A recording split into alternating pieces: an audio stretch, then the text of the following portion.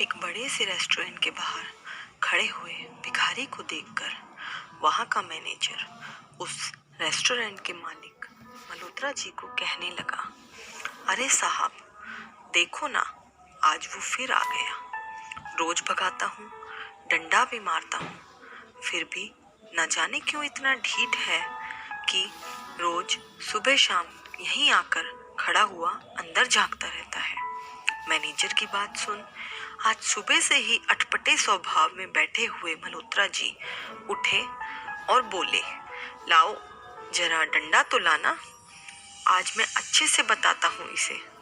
जैसे ही भिखारी ने मल्होत्रा जी को हाथ में डंडा लिए रेस्टोरेंट का दरवाजा खोल बाहर आते देखा, वो वहां से भागने लगा।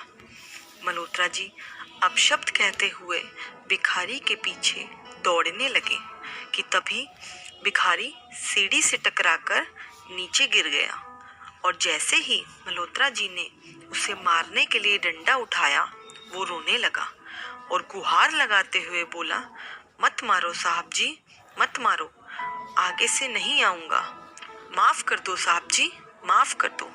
लेकिन मल्होत्रा जी ने उसकी एक ना सुनते हुए उससे 2-4 डंडे जड़ ही दिए और आक्रोश रूपी स्वर में पूछने लगे कि क्या करने आता है रोज यहाँ, बता तो जरा, नहीं तो बुलाता हूँ पुलिस को। मल्होत्रा जी की बात सुन उस भिखारी का रोना छूट पड़ा। वह बोला, नहीं साहब, पुलिस को मत बुलाना, बताता हूँ साहब, बताता हूँ। वो साहब, भूख लगती है ना, इसीलिए हर रोज वहाँ खड़ा होकर इंतजार करता हूँ कि कब कूड़ेदान में फेंकने के लिए बचा हुआ खाना आएगा और मैं उठाकर ले जाऊंगा उसे अपने बच्चे को खिलाने, और कुछ नहीं है साहब। भिखारी की यह बात सुन मल्होत्रा जी का दिल पसीज गया और आंखों के सामने घूम आई वो अतीत की दुखमयी यादें, जब उनके खुद के पिता भी उनका पेट भरने के लिए लोगों की जूठन उठाते थे और तिरस्कृत भी होते थे।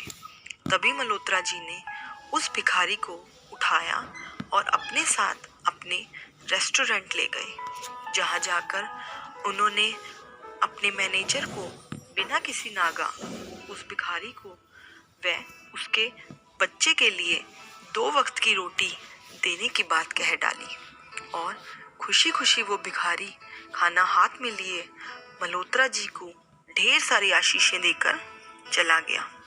धन्यवाद।